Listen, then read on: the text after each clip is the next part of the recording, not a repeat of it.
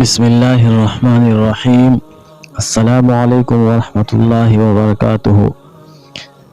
نبی کریم صلی اللہ علیہ وآلہ وسلم کے بچپن کا واقعہ۔ حلیمہ اپنے ننھے بچے کو گود میں لیے پریشان بیٹھی ہے۔ بچہ مسلسل روئے جا رہا ہے۔ حلیمہ ہر طرح سے اپنے بچوں کو بہلا رہی تھی مگر وہ چپ نہیں ہو رہا۔ ایسا معلوم ہو رہا ہے کہ بچے کو کوئی تکلیف ہے۔ قریب ہی حلیمہ کا شوہر حارث بھی پریشان نظر آ رہا۔ حلیمہ ایک نیک اور رحمدل عورت تھی اور اس کا شوہر بھی ایک محنتی اور ایماندار شخص تھا۔ یہ لوگ ایک چھوٹے سے خوبصورت گاؤں میں رہتے تھے مگر بہت غریب تھے۔ محنت مزدوری کر کے جو کچھ حاصل ہوتا صبر شکر کر کے گزارا کر لیتے۔ کچھ عرصے بارش نہ ہونے کی وجہ سے درخت اور پودے سوکھ گئے تھے۔ جانور بھی پانی سے محروم تھے۔ ایسے میں نہ انہیں کھانے کو مل رہا تھا اور نہ ہی ان کے جانوروں کو۔ اس وقت بھی حلیمہ اور ان کے شوہر کے پریشان ہونے کی وجہ یہی تھی کہ ننھا عبداللہ بھوک کی وجہ سے مسلسل روئے جا رہا تھا۔ گھر میں جو اونٹنی تھی بھوکی ہونے کی وجہ سے اس سے بھی ایک بوند دودھ حاصل نہیں ہو سکتا تھا۔ حارث کو پریشان دیکھ کر حلیمہ نے کہا، فکر نہ کرو، صبح ہم لوگ شہر جائیں گے اور کچھ نہ کچھ بندوبست ہو ہی جائے گا۔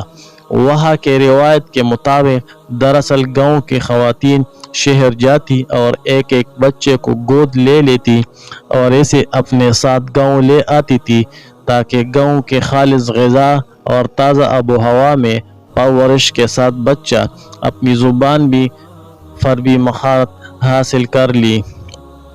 اگلی صبح حلیمہ نے سفر کے لیے اپنا سامان لیا اور ننھے عبداللہ کو گود میں لے کر اپنی سرمئی رنگ کی گدی پر سوار ہو گئی۔ 10 خواتین اور مردوں پر مشتمل یہ قافلہ شہر کی طرف روانہ ہوا۔ حلیمہ کی گدی بھوکی ہونے کی وجہ سے لاغر ہو گئی تھی اور اتنا آہستہ چل رہی تھی کہ قافلے والے کافی آگے نکل آنے کا انتظار کرتے۔ حلیمہ اور حارث بہت خاموشی سے سفر کر رہے تھے۔ اسی طرح اس سفر کرتے ہوئے وہ لوگ شہر پہنچ گئے۔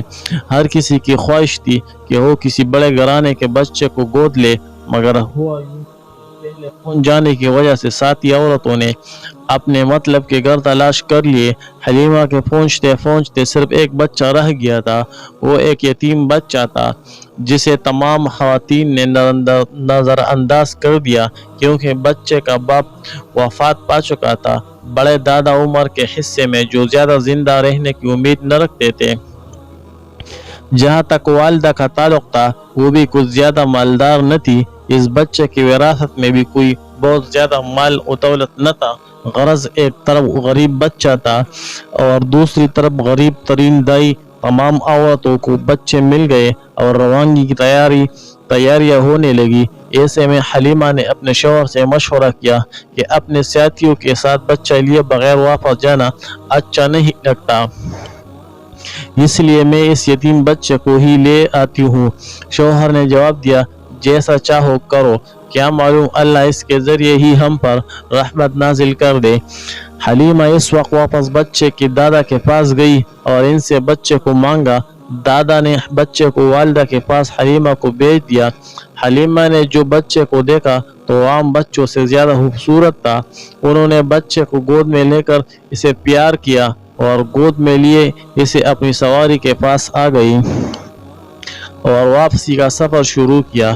ابھی کچھ ہی دیر چلے تھے کہ ساتھی عورتوں کی آواز آئی کہ ذرا آہستہ چلو، ہمارا بھی خیال کرو۔ اے حلیمہ، کیا یہ وہی سواری نہیں جس پر تم شہر آئی تھی، جسے ایک قدم چلنا بھی مشکل تھا؟ یوں یہ لوگ اپنے علاقے بنی سعد میں واپس پہنچے۔ حلیمہ کے شوہر نے جب اپنی اونٹی کو دیکھا تو اس کے تن دودھ سے بھرے ہیں۔ انہوں نے اس کا دودھ دوہا اور اسے خود بھی پیا، حلیمہ کو بھی پلایا اور حلیمہ کے بچے اور اس یتیم بچے کو بھی۔ اس کے بعد تمام جانوروں کو چرنے کے لیے میدان میں چھوڑ دیا، مگر بارش نہ ہونے کی وجہ سے ہر جگہ سوکھی پڑی تھی، نہ ہی کہیں سبزہ تھا اور نہ ہی پانی کی ایک بوند۔ جانوروں کو ٹھیک طرح چارہ نہ ملنے کی وجہ سے بیچارے لاغر خور رہے تھے، اور ان میں سے کوئی بھی ایک قطرہ دودھ نہیں دے رہا تھا۔ مگر یہ کیا! لوگوں نے حیرت سے دیکھا کہ حارث کی بکریاں بھی انہیں جانوروں کے ساتھ گئی تھی اور انہیں میدانوں میں گئی تھی جہاں دوسرے جانور گئے تھے، مگر دوسرے جانوروں کے برعکس ان کے تن دودھ سے بھرے ہوئے تھے اور پیٹ چارے اور پانی سے۔ یہ ایک دن نہیں ہوا، دوسرے دن بھی یہی ہوا۔ آخر تیسرے دن لوگ ایک دوسرے سے بول پڑے کہ تم اپنے جانوروں کو اسی جگہ کیوں نہیں چرانے لے جاتے جہاں حلیمہ اور حارث کے جانور جاتے ہیں؟ مگر انہیں یہ نہیں معلوم تھا کہ یہ چراگاہ کا کمال ہے یا کسی اور کی برکت، اور یہ برکت کوئی ایک دن کی بات نہ تھی بلکہ روزانہ کا معمول تھا۔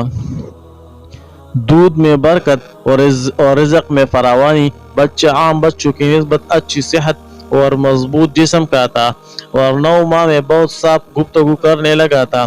جب 2 سال مکمل ہوئے تو بچے کو وہاں کے قاعدے کے مطابق اس کی والدہ کے پاس لے گئے اور خواہش ظاہر کی ہے یہ بچہ کچھ عرصہ اور ہمارے پاس رہے تاکہ شہر کی بیماریوں اور وباؤں سے محفوظ رہے۔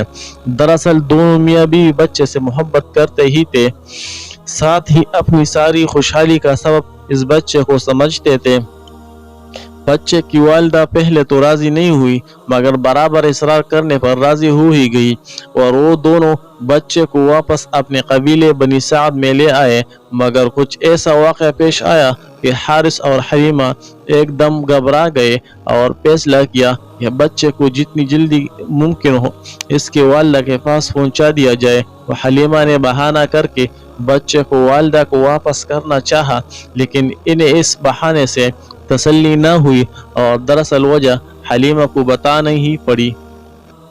اور اب بچہ اپنی ماں کے پاس اور چچاؤں اور پھوپھیوں کے درمیان رہ رہا تھا کہ چند سال بعد والدہ کا سایہ اٹھ گیا۔ اب دادا اس کا اور وہ بھی زیادہ خیال رکھنے لگا اور ان کی محبت پہلے سے بھی زیادہ بڑھ گئی، مگر دادا دن بدن کمزور ہو رہے تھے اور ضعیفی بھی بڑھ گئی تھی۔ اور یوں ایک دن دادا بھی اپنے لاڈلے پوتے کو چھوڑ کر اپنے رب کی طرف چلے گئے۔ اب اس معصوم بچے کو اس کی چچا جان اپنے بچوں سے بھی زیادہ محبت سے پرورش کرنے لگا۔ چچا جان کی آمدنی بہت تھوڑی تھی، وہ بکریاں پال کر گزر اوقات کرتے تھے۔ ننھے بچے کو بکریوں کی نگرانی کے لیے ساتھ لے جاتے۔ وہ یوں ننھا بچہ 9 سال کا ہو گیا۔ ایک دن سوداگروں کا ایک قافلہ شام جا رہا تھا تو چچا اور ان کا معصوم بھتیجا بھی اس قافلے کے ساتھ چلے گئے۔ راستے میں جہاں قافلے کے لوگ کچھ دیر آرام کیا کرتے تھے، ٹھیک اسی جگہ ایک عیسائی عبادتگاہ تھی، جہاں ایک عیسائی عبادتگاہ کا نگران، جسے راہب کہتے ہیں، عبادت کر رہا تھا، جو ان دستاویزات کا محافظ بھی ہوتا تھا جو نسل در نسل اس عبادتگاہ میں چلی آ رہی تھی۔ اور یہ راہب بھی ان دستاویزات اور ان میں بیان کی گئی باتوں سے بخوبی واقف تھا۔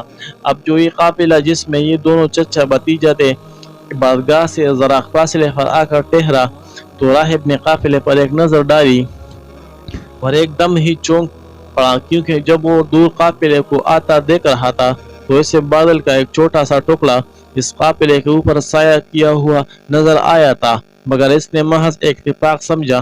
مگر اب جب کہ قافلہ بالکل رک چکا تھا اور مختلف درختوں کے سائے میں اس قافلے کے لوگ آرام کر رہے تھے، تو ایسے ہی ایک درخت کے اوپر یہ بادل کا ٹکڑا بھی ٹھہر گیا تھا، اور یہ دیکھ کر راہب، جو پہلے بڑی دلچسپی کے قافلے کو آتا دیکھ رہا تھا، اب ایک دم ہی چونک گیا اور پھر اس عیسائی راہب کے تجسس نے مزید زور پکڑا کہ اس کے ذہن میں ایک تجویز بھی دے گیا۔ راہب نے اس قافلے والوں کو کہا کہ